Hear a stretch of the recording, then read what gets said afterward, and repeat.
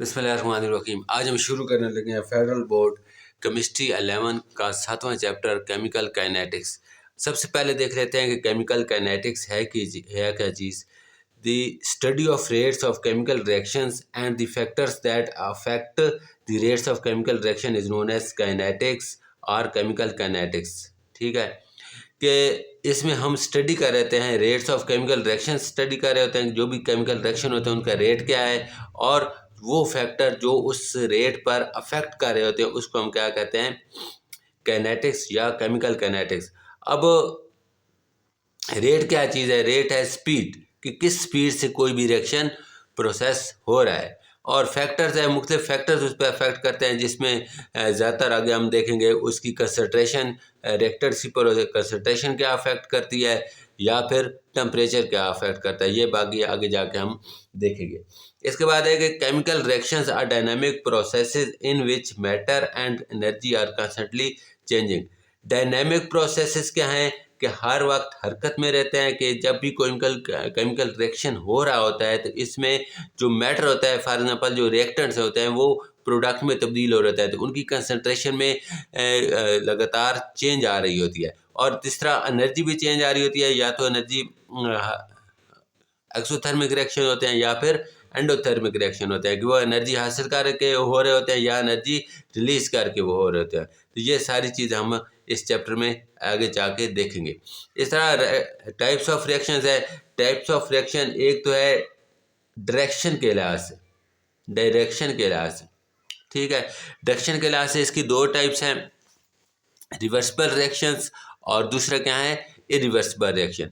इसके अलावा दूसरी टाइप हम लेते हैं रेट या स्पीड के लिहाज से टाइप्स लेते हैं। इसकी तीन टाइप्स होती हैं, slow chemical reaction, fast chemical reaction and moderate chemical reaction. अब हम बारी बारी इनको स्टडी करेंगे। सबसे पहले है टाइप्स ऑफ रिएक्शन, जिसमें बाई डायरेक्शन हम देख रहे होते हैं। इसमें है इरिवर्सिबल रिएक्शन और रिवर्सिबल रिएक्शन। इरिवर्सिबल रिएक्शन क्या होते हैं? जिसमें रिएक्टेंट्स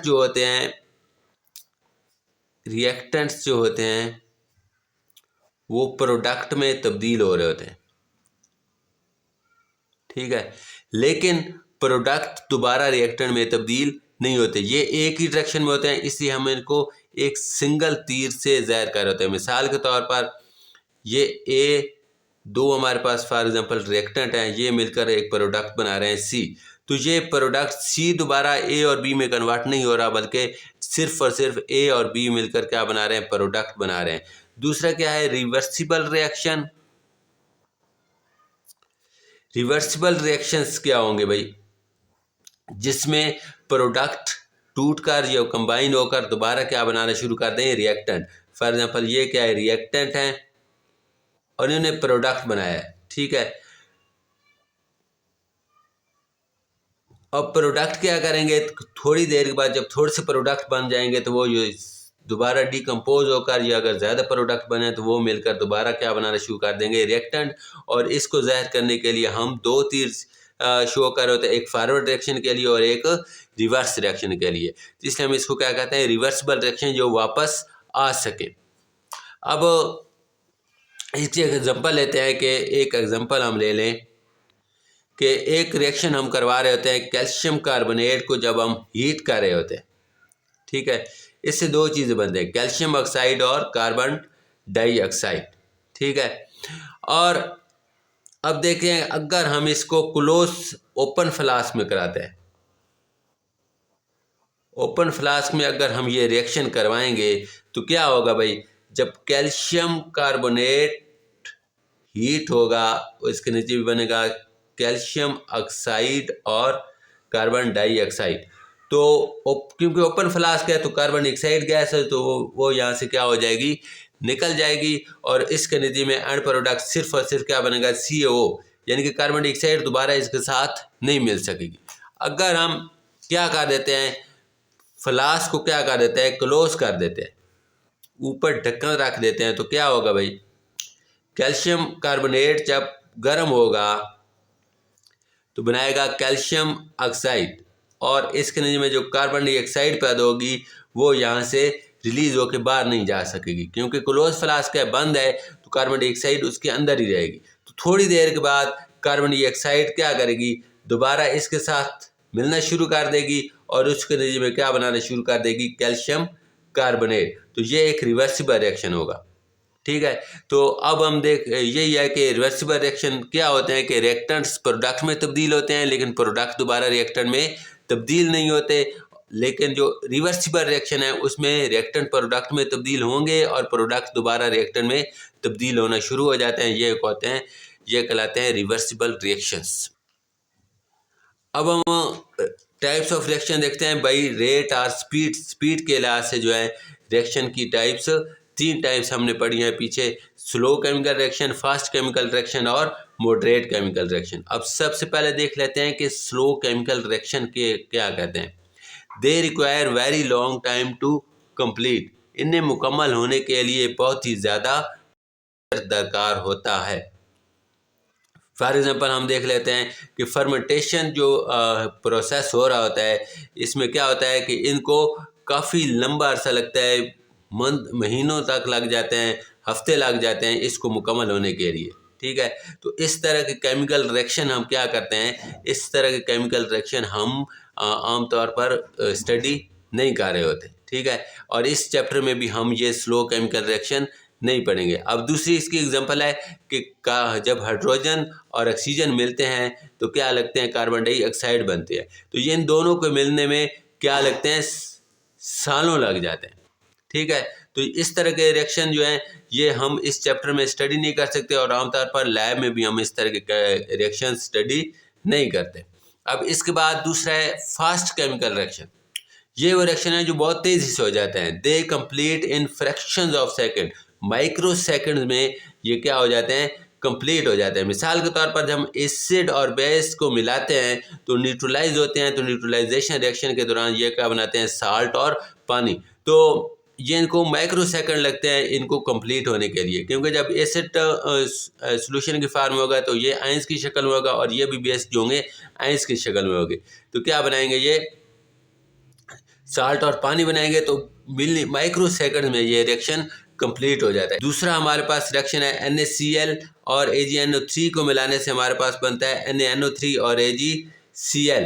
ठीक है, AgCl जो है जब ये रिएक्शन भी माइक्रो सेकंड में होता है, जिसमें AgCl क्या बनाता है, वाइट पीपीटीज बनाता है, प्रेसिपिटेट की शक्ल में, वाइट पीपीटीज की शक्ल में ये नीचे बैठ जाता है और ये डिज़ोल्व होता है पानी के अंदर। तो ये भी एक फास्ट केमिकल रिएक्शन है। इस तरह की रिएक्शन हम इस चैप्टर में नहीं स्टडी करेंगे। इसके बाद आखिरी जो है यह है मॉडरेट केमिकल रिएक्शन।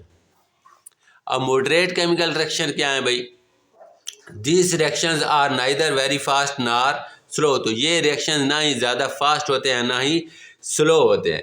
तो क्योंकि इनमें एक मैकेनिज्म सा रखता है। ये हमारे पास एग्जांपल है CH3COOH और C2H5OH। तो इस जैसी हम रिएक्शन करवाएंगे तो सबसे पहले ये हाइड्रोजन की मौजूदगी में या एसिड की मौजूदगी में ये रिएक्शन होगा।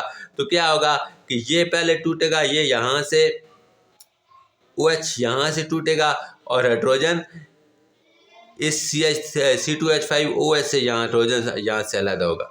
ठीक है, तो ये दो मिलकर पानी बनाएंगे और इसके बाद ये क्या बनेगा, CH3COO C2H5। तो इस तरह ये कंपाउंड बनेगा। तो इस रिएक्शन को होने में थोड़ा सा टाइम लगता है। तो इस तरह के रिएक्शन जो होंगे ये हम इस चैप्टर में स्टडी करेंगे। अब हम शुरू करते हैं इस चैप्टर का पहला टॉपिक, रेट ऑफ रिएक्शन। इसकी डेफिनेशन देख लेते हैं। The rate of reactions is the change in concentration of reactants or product per unit time। इसमें हम ये देखते हैं कि concentration of reactants एक टाइम में या जो भी हम टाइम नोट करें उसके मुताबिक reactants किस तरीके से प्रोडक्ट में तब्दील हो, किस कंसनट्रेशन किस तरह तब्दील हो रही है प्रोडक्ट में, और प्रोडक्ट की कंसनट्रेशन किस तरह दोबारा तब्दील हो रही है रिएक्टेंट में, या फिर प्रोडक्ट की किस तरह कंसनट्रेशन बढ़ रही है। ठीक है, जो भी केमिकल रिएक्शन होता है उसमें रिएक्टेंट मिलकर क्या बन रहे होते हैं, प्रोडक्ट बना रहे होते हैं और रिएक्टेंट की कंसंट्रेशन ग्रेजुअली डिक्रीज हो रही होती है और प्रोडक्ट की कंसंट्रेशन ग्रेजुअली क्या हो रही होती है, इंक्रीज हो रही होती है। तो इसको मैथमेटिकली हम इस तरीके से लिखते हैं, ये जो रेट होता है, rate of reaction is equal to change in concentration of a substance के किसी भी सब्सटेंस में हम रिएक्टेंट भी ले सकते हैं, प्रोडक्ट भी ले सकते हैं, तमाम के तमाम रिएक्टेंट्स भी ले सकते हैं या एक रिएक्टेंट भी ले सकते हैं। तो पर यूनिट टाइम या टाइम के लिहाज से किस तरह उसमें चेंज आ सकती है। अब सब्सटेंस में क्या है, दो तरह के हमारे पास होते हैं। पहले क्या होते हैं रिएक्टेंट्स, तो हम क्या कहते हैं रेट, इसको हम क्या कहते हैं रेट ऑफ रिएक्शन। अगर रिएक्टेंट्स के लिहाज से लेंगे तो हम क्या कहेंगे the decrease in the concentration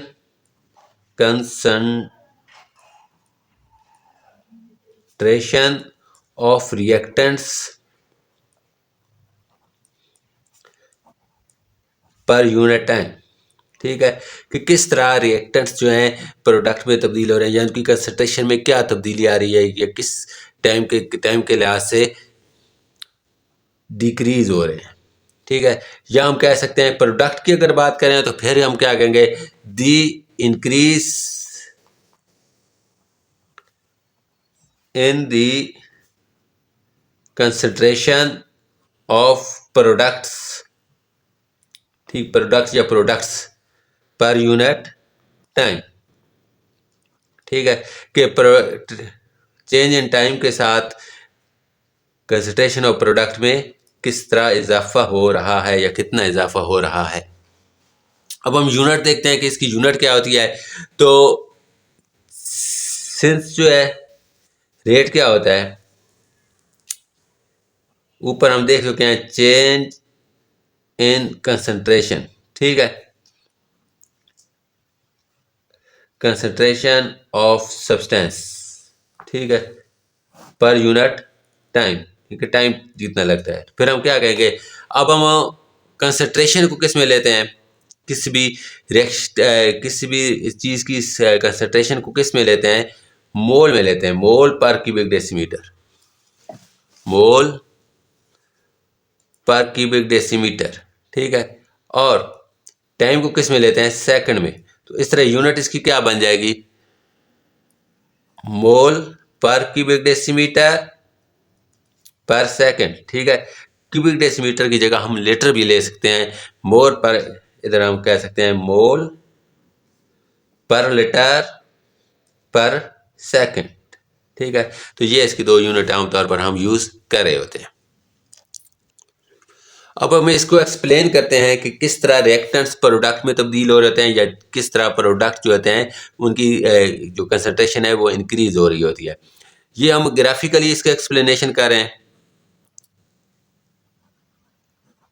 graphically explanation में हम देखते हैं कि ये हमने एक्स एक्सिस पे लिया है टाइम लिया हुआ है और वाई एक्सिस पे हमने कंसंट्रेशन ली हुई है।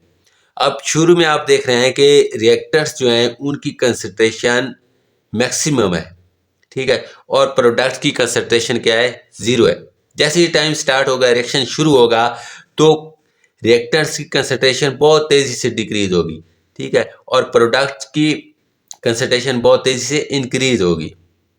तो अब क्या कहेंगे कि शुरू में क्या होगा, एट द बिगिनिंग हम लिखेंगे, इस तरह थोड़ा ऊपर कर लेते हैं, एट द बिगिनिंग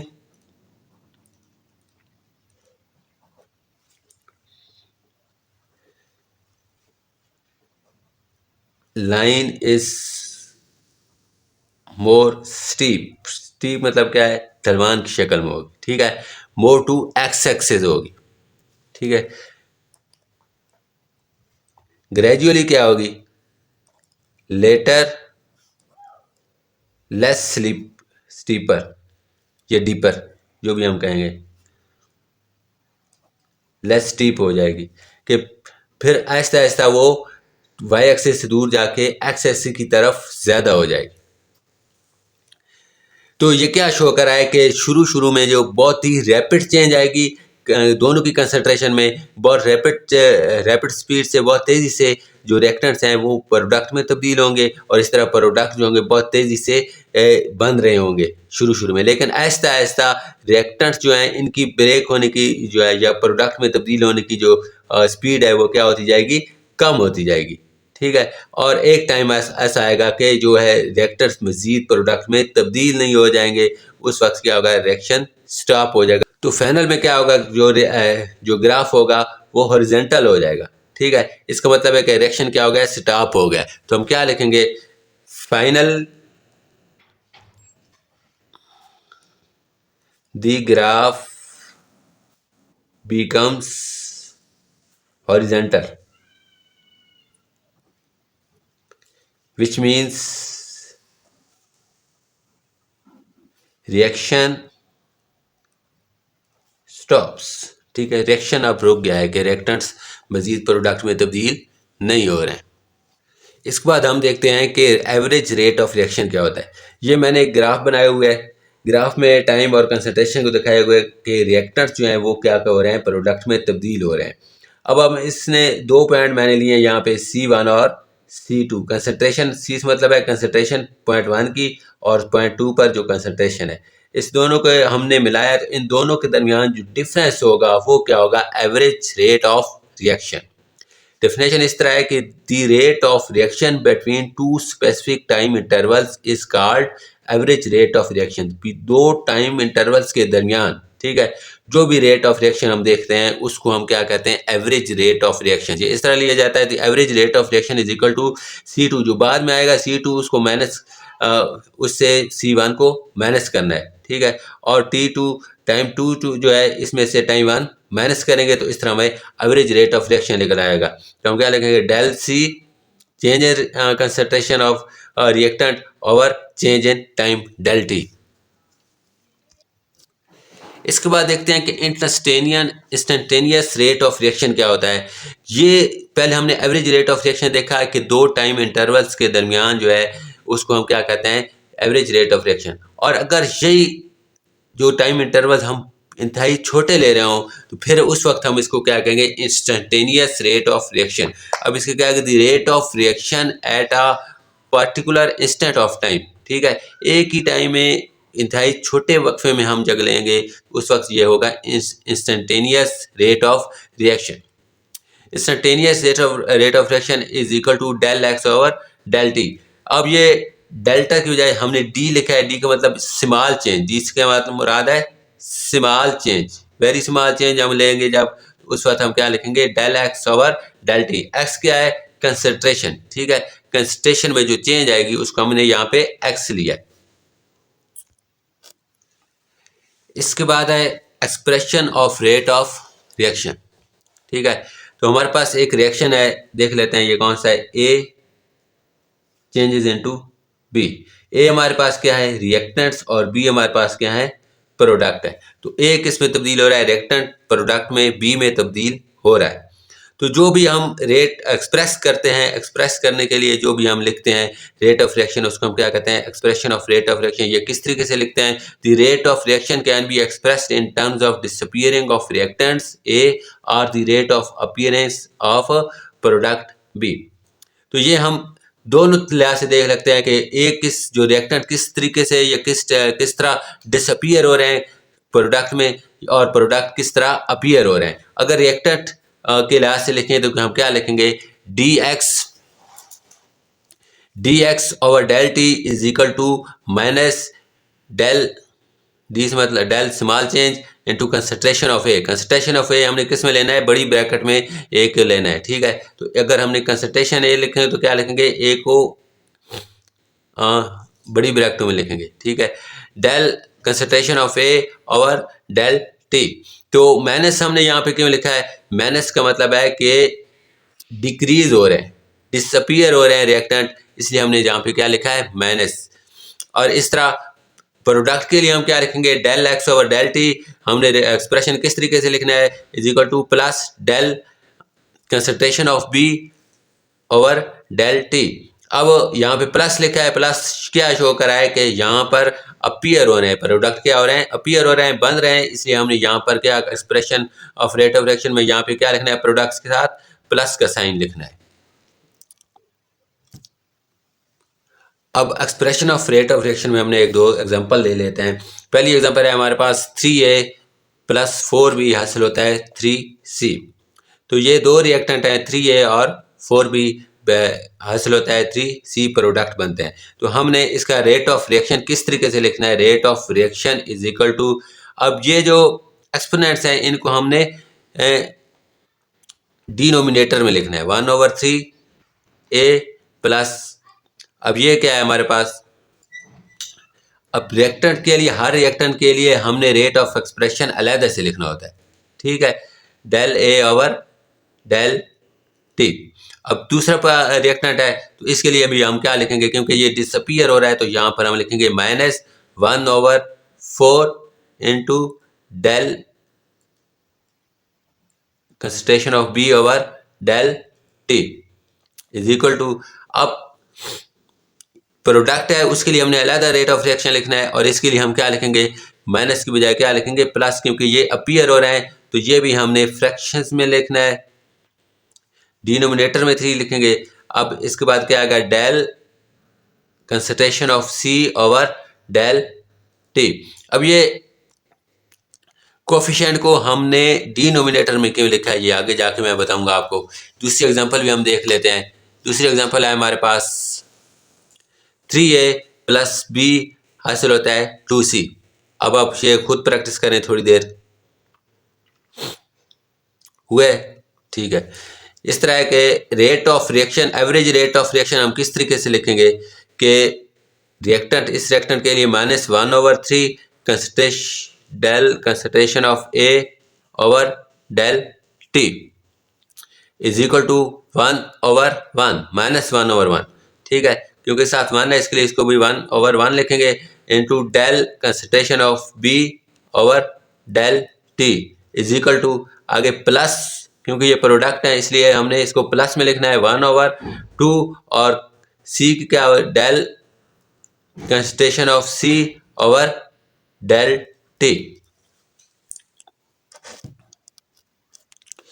अब हम देखते हैं कि ये जो कोफिशिएंट है 3, 1, 2, इनको हमने डिनोमिनेटर में क्यों लिखे। एक एग्जांपल लेते हैं, एक रिएक्शन है 4NH3 प्लस 3O2 हासिल होता है 2N2 प्लस 6H2O। ये हमारे पास एक रिएक्शन है जिसमें NH3 और ऑक्सीजन मिलकर नाइट्रोजन बना रहे हैं और पानी बन रहा है। तो 4 मोल NH3 के मिल रहे हैं 3 मोल ऑक्सीजन के साथ, और उसके नतीजे में 2 मोल नाइट्रोजन के बन रहे हैं और 6 मोल पानी के बन रहे हैं। अब हमें ये दिया गया कि नाइट्रोजन जो है इसका रेट ऑफ रिएक्शन क्या है या अपीयरेंस क्या है, N2 का रेट ऑफ अपीयरेंस हमें दिया गया है 0.27 मोलर। मोलर का मतलब क्या है कि मोल पर क्यूबिक डेसीमीटर, ठीक है, पर सेकंड दिया गया है। अब वो कहता है कि इसके लिहाज से जो रेट ऑफ अपीयरेंस है वाटर का वो निकाल के दिखाओ, ठीक है। अब देखते हैं कि जो हमने लिखा है डिनोमिनेटर में लिखा है, पहले उस तरीके से हल करेंगे, फिर इसको नोमिनेटर में लेके जाएंगे, फिर उसको चेक करेंगे, तो फिर हमें इसका रिजल्ट मालूम होगा। पहले है कि इसको हमने रेट ऑफ रिएक्शन लिखते हैं, हर एक का रेट ऑफ रिएक्शन है -1/4, ठीक है, -1/4 del NH3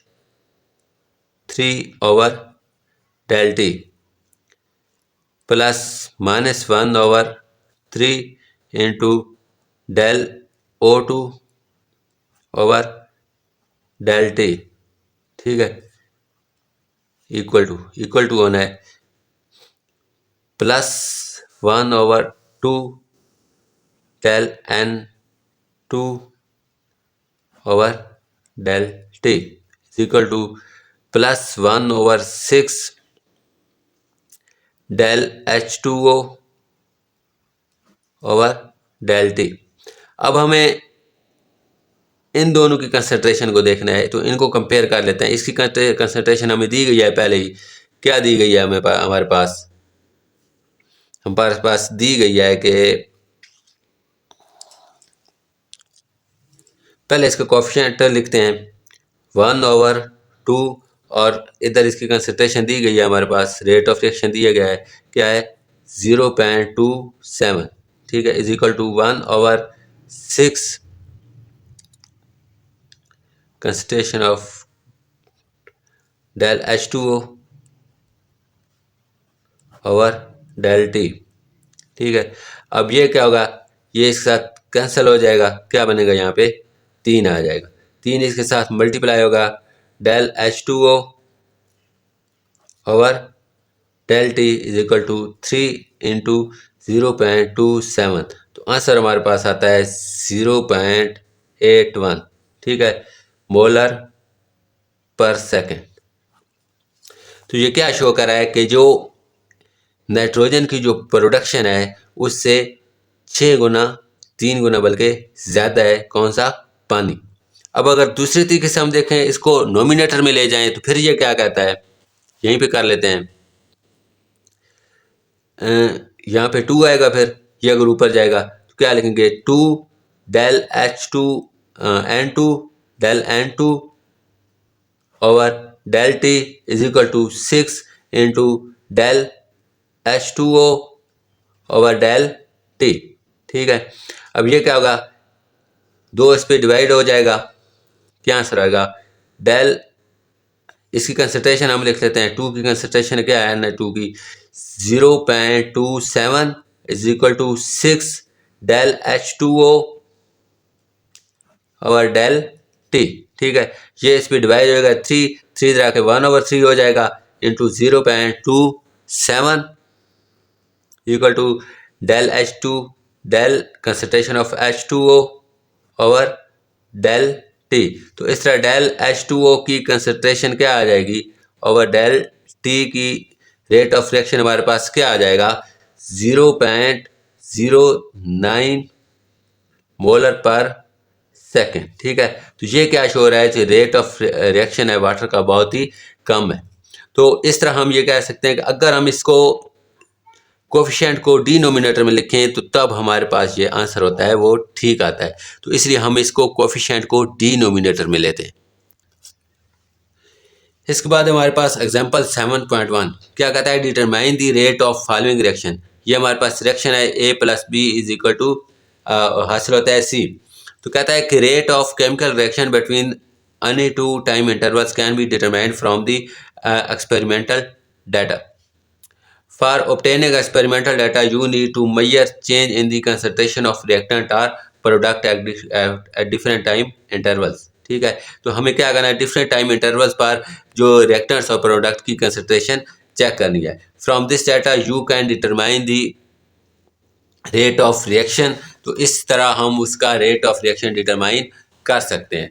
let's suppose you measure the concentration of chloride C at different time intervals following data is obtain. तो हमने कंसंट्रेशन ऑफ सी को मेजर किया डिफरेंट टाइम इंटरवल पर, यानी कि 0 पर, 10 सेकंड पर, 20 सेकंड पर, ठीक है, 30 सेकंड पर, 40 सेकंड पर। तो हमारे पास जो प्रोडक्ट हासिल हुआ है सी, उसकी कंसंट्रेशन क्या थी, पहले 0 पे 0 थी, फिर 0.20 हो गई, फिर 0.38 हो गई, 0.45 हो गई, 0.60 हो गई। ये इसकी कंसंट्रेशन ऑफ प्रोडक्ट है जो हमें हासिल हुई है। अब हमने क्या करना है कि 2 टाइम इंटरवल ले लेने हैं जिनके दरमियान हमने एवरेज रेट ऑफ रिएक्शन देख लेना है। तो क्या लिखते हैं कि let we take time interval. ठीक है, कौन सा टाइम इंटरवल हम लेते हैं, फॉर एग्जांपल 0 to 20 सेकंड ले लेते हैं, और कंसंट्रेशन ऑफ प्रोडक्ट हम लेते हैं, कंसंट्रेशन ऑफ प्रोडक्ट सी हम लेते हैं, कहाँ से, फिर वो इसी दरमियान आ जाएगी, वो क्या होगी, 0 से लेकर क्या होगी, उसके दरमियान डिफरेंस क्या है, 0.3 0 to 0.38। ठीक है, अब हमारे पास हम ये कह सकते हैं कि टाइम जब 1 था, T1 था, उस वक्त हमारे पास कंसंट्रेशन ऑफ सी थी,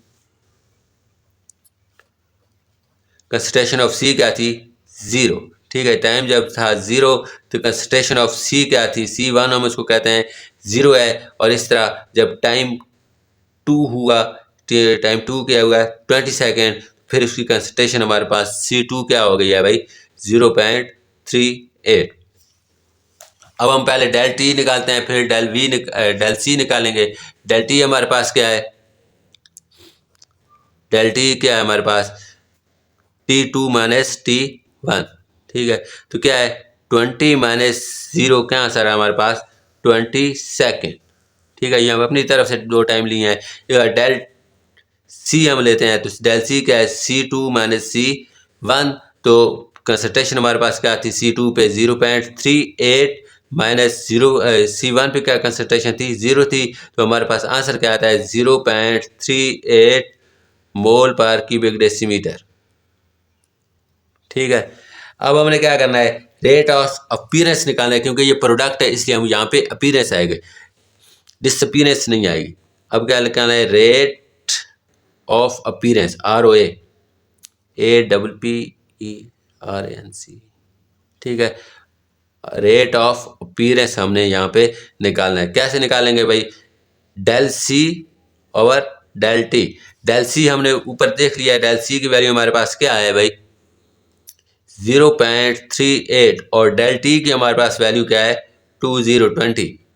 तो इस तरह हमारे पास आंसर आता है 0.019 मोल पर क्यूबिक डेसीमीटर पर सेकेंड। ठीक है, तो इसकी वैल्यू एक्सप्रेसिव में आएगी क्योंकि ये रेट ऑफ अपीयरेंस है, प्रोडक्ट जो हैं ये अपीयर हो रहे हैं इसलिए इसकी वैल्यू पॉजिटिव आएगी। तो ये हमारे पास आंसर है। तो यहाँ पर आज का टॉपिक हमारा ख़त्म होता है, कल एक नए टॉपिक के साथ हाजिर होंगे इंशाल्लाह।